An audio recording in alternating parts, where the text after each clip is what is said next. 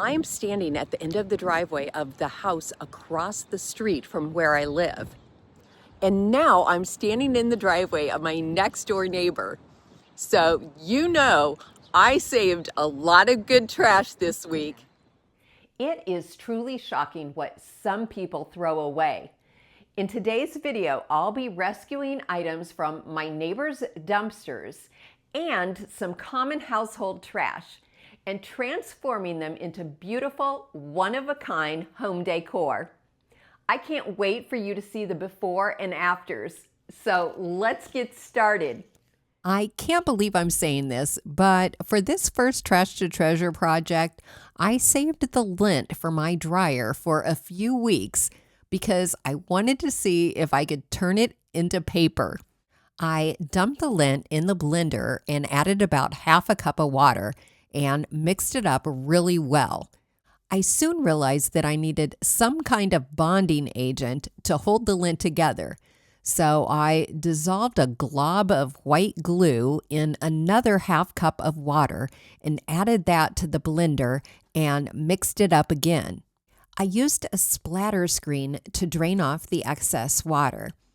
As I pressed out the water, I pushed the lint, trying to make it as thin as possible while still keeping it in one piece.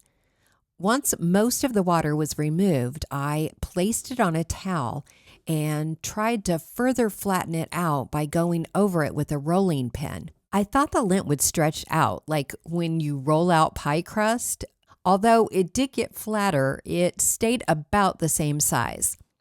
I let it dry overnight, and the next day I hunted for a picture frame to use and chose an oval plastic one from Dollar Tree.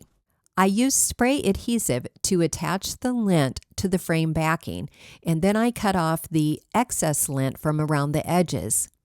To seal the lint, I brushed on a fairly thick coat of Mod Podge and let it dry. To make the frame look less like plastic, I gave it 2 coats of black chalk paint. When the paint was dry, I brushed on white wax to bring out some of the frame's design and dabbed away the excess. For some reason, I didn't realize that my frame was going to end up the same gray color as the lint, which wasn't going to look great. So I backpedaled and brushed on some black wax to make the frame dark again. And then I applied some gold rub and buff to create additional highlights. Now to add some art to the piece of lint. You didn't think I was just going to frame the lint, did you? I applied a small rub-on transfer that was a good size for the frame. This is actually the perfect project to make use of some rub-on transfers that you have left over from other projects. Because I had sealed the lint with Mod Podge, the rub-on transfer applied perfectly. Although I was really pleased with how the frame ended up looking, I didn't like how it looked framing the lint. I needed a lighter colored frame to create some contrast. So I found a frame that I had previously thrifted for $1.49. Rather than trying to remove the lint from the back piece of the Dollar Tree frame, I just cut it to fit inside the thrift store frame. I didn't want the glass to obscure the texture of the lint, so I didn't return it to the frame. I liked how this thrift store frame complemented the colors of the rub-on transfer. But it did have a few scratches and dings, so I brushed on some black wax to help disguise them.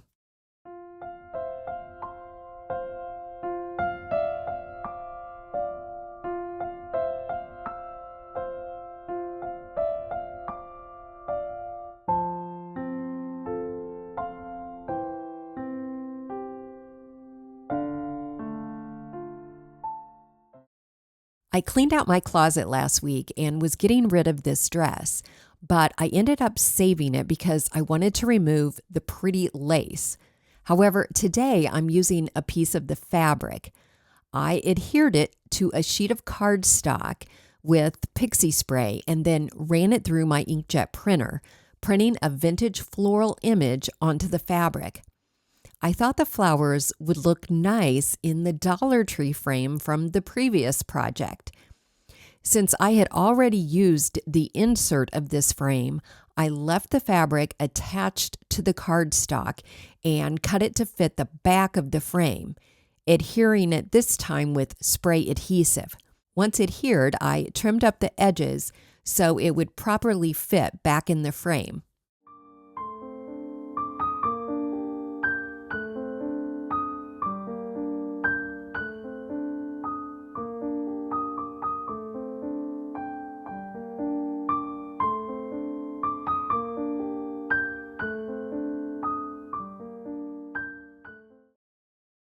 When I saw these dumpsters in my neighbors' yards, I asked them to set aside anything that I could possibly upcycle in a video.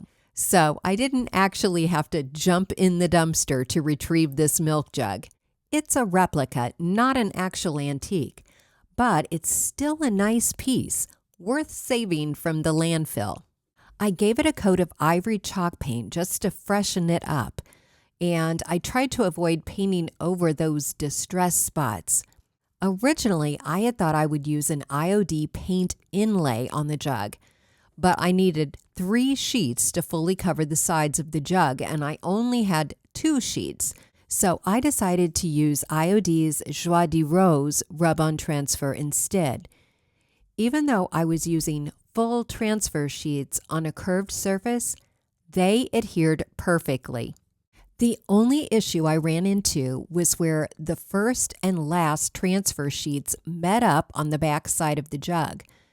The transfers were intended for a flat surface, so the design did not match up at all. If you happen to know any tricks for handling this situation, please let me know in the comments. The only thing I could think to do was to distress the transfer with a sanding block to make the seam less noticeable. Luckily, I had also planned for this seam to be on the back side of the jug. Along the bottom of this pattern seam, I drilled a hole large enough to run a light cord through because I wanted to turn this jug into a lamp. I had a cord and other lamp parts left over from lamps that I had previously disassembled. Since the milk jug did not have a lid, I found this metal piece to cover the hole at the top of the jug. I think it's the base from an old ceiling light. I ran the cord through the hole and out the small piece of tubing on the top. Next, I added the base needed to hold a lamp harp, so I would have more options for lampshades. Then I added a nut to the tube and tightened it to hold the harp base in place. Then I was ready to screw on the socket base and pull the cord through. I cut the cord into its 2 separate pieces and stripped the rubber off of the top inch of each side. Wrap 1 set of wires around each of the screws on the socket and then tighten the screws. Slide on the socket cover and pop the socket back into its base. Then I placed the metal piece over the hole in the top of the milk jug. I felt the easiest way to permanently attach the metal lid was with a strong adhesive, so I applied a good amount of Gorilla Glue clear gel to the top rim of the milk jug. Then I pulled on the end of the cord until the metal piece sat snugly on the top of the jug. While the glue dried, I painted the metal piece with the same ivory chalk paint that I had used on the jug, so it would look like the jug's original lid. Once the paint was dry, I tried out a few different lampshades. Which one do you think looks the best? I honestly couldn't decide.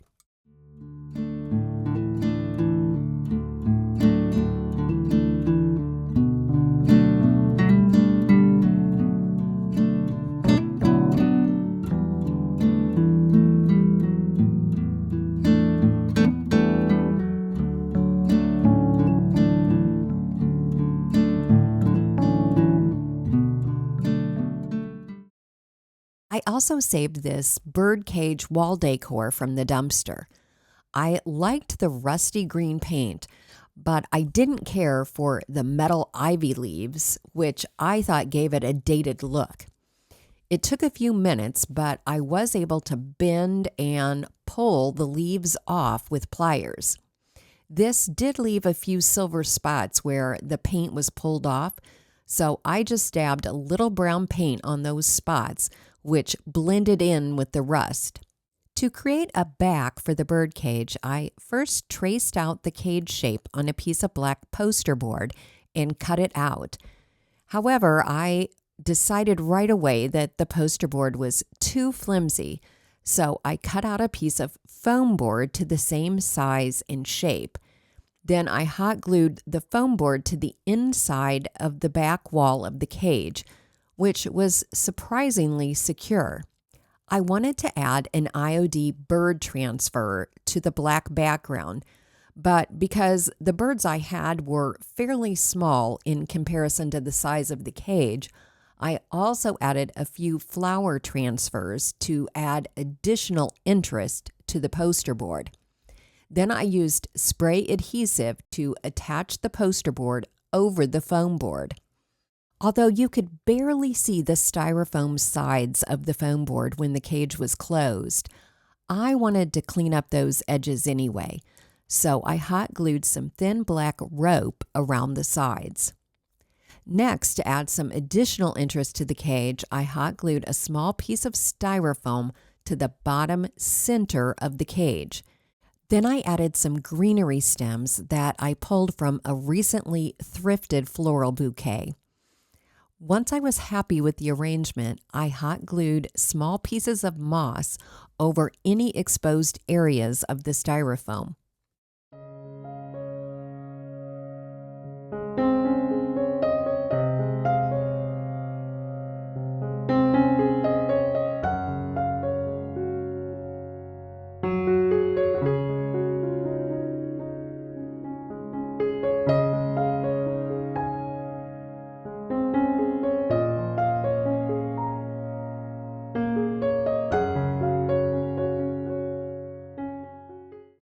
I actually did find this trunk sitting on the curb in front of a neighbor's house who I know refinishes furniture to resell.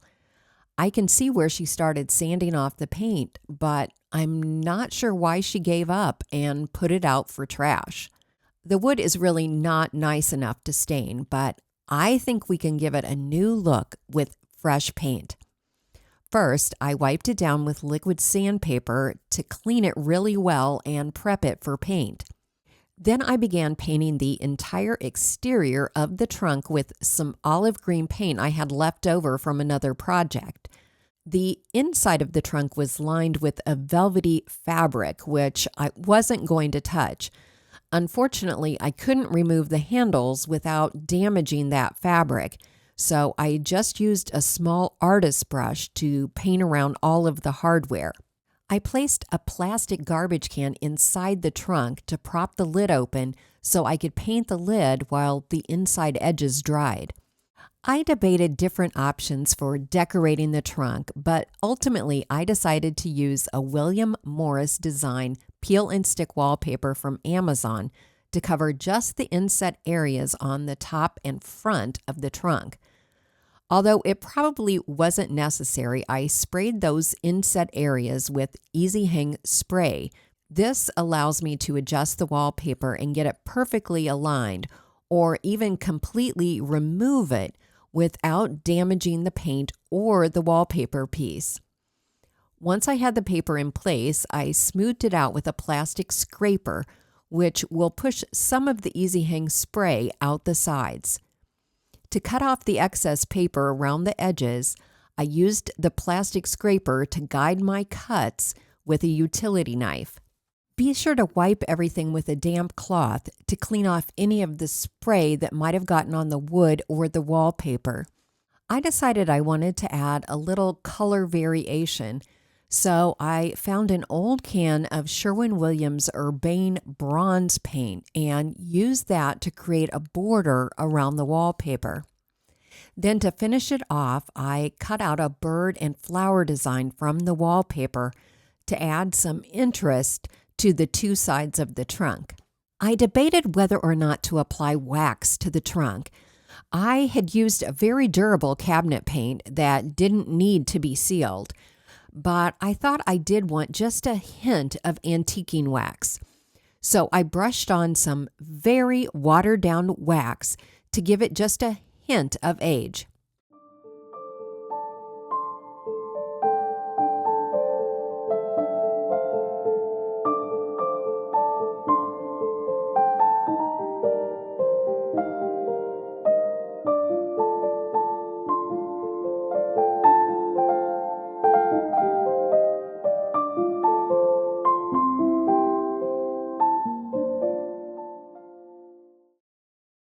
I recently thrifted this clock. I was drawn to the resin frame, which I thought was so pretty, but I dropped it before I even got it in the house. So I picked up the pieces to throw away, but then I wondered if I couldn't still use it somehow. The broken resin pieces reminded me of a Grecian plaster art relic for some reason. So I grabbed a scrap piece of wood from the garage and used wood glue to attach two of the resin pieces across the top of the wood. I was able to clamp one piece in place, but my clamp wouldn't go around the second piece, so I added some hot glue on the back to hold it in place until the wood glue had dried. To make this look like a piece of ancient plaster, I covered the top and sides of the wood with joint compound. I also added some joint compound in the crack between the two clock pieces. I let it dry overnight, and the next day I painted everything with an ivory chalk paint. To add a design to my faux plaster, I cut out a couple of paint inlay designs, a cherub and some fretwork. I placed the inlays face down into the wet paint, spritz them with water, and lightly press them into the paint. Then I let them dry. Once the paper was completely dry, I spritzed it again with water, waited a few seconds, and then carefully pulled off the paper.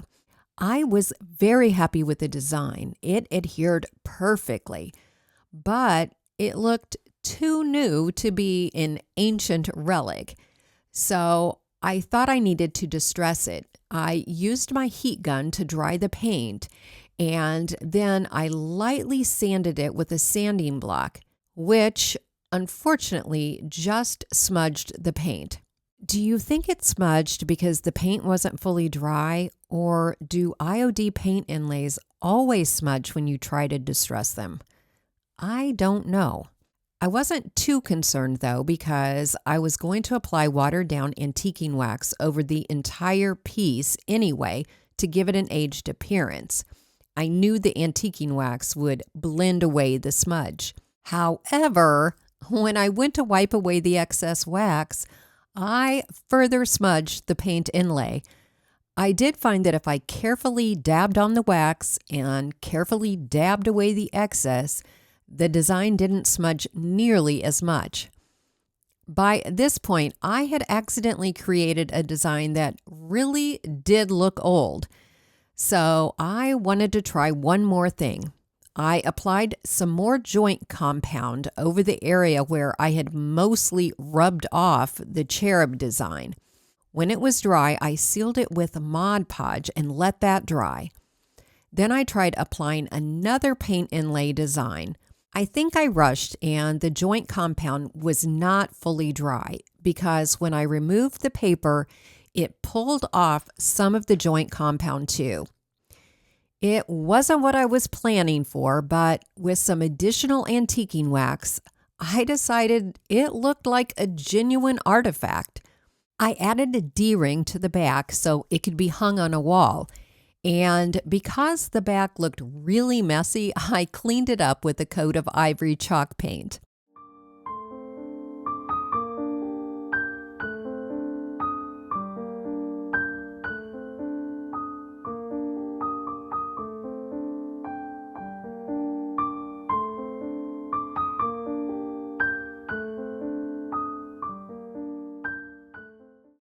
Another item I saved from the dumpster was this piece of dated wall art.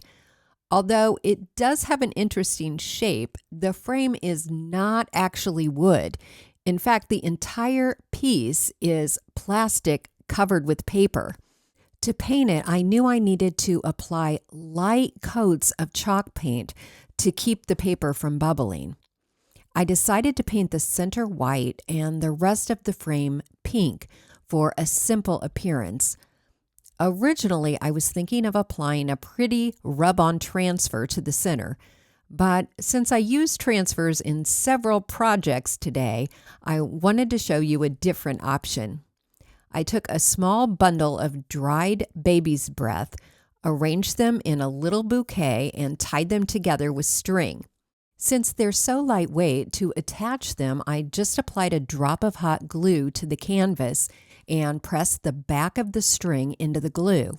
Unfortunately, some hot glue dripped on the canvas, so I removed it by rubbing my finger over it until it all rolled off.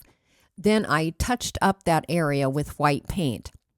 As I mentioned, the frame is just paper-covered plastic, so to make the pink paint more durable, I sealed it with a coat of matte Mod Podge.